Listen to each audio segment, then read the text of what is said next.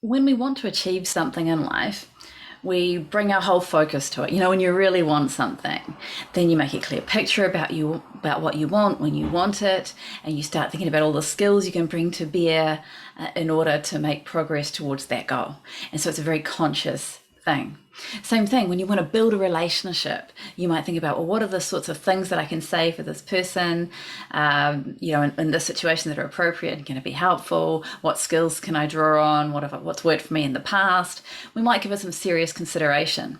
And same thing in a meeting. You might be looking around the room, just judging where everyone's at, and kind of going, okay, so what, if you're the leader especially, what here do I need to give more clarity to, or more focus to, in order to help everyone get on the same page? And so all of these are very conscious and useful processes. And so when we want to achieve something, any of those being examples, then we bring our conscious mind and effort to that. And there's that word, the E word, effort, because when we do something consciously, it takes focus and effort. And yet, so much of what we do is done at an unconscious or subconscious level, that our brain looks after things for us, and it looks after things based on programming called metaprograms. Now, meta simply means over and above.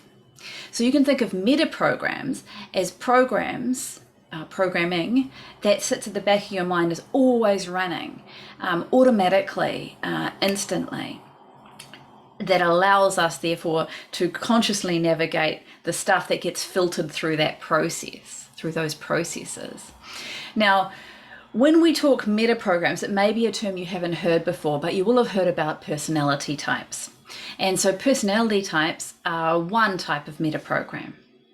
Remembering that a metaprogram is kind of a filter through which we understand, we give our attention to, and therefore that frames how we understand anything, excluding things like our values and beliefs, because they have content, right? Metaprograms are just things, kind of what we would consider like intuitive things that define what we like and don't like, and who we are and are not.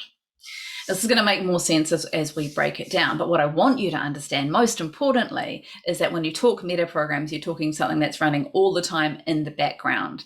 And therefore, you are mostly unconscious of your metaprograms until you bring your focus and awareness to them. And today, you're going to get a chance to consider what are some of the metaprograms that are responsible for creating the experience that you've been having in your life.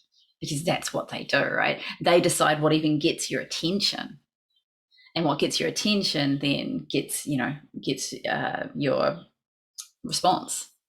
Yeah. So, okay.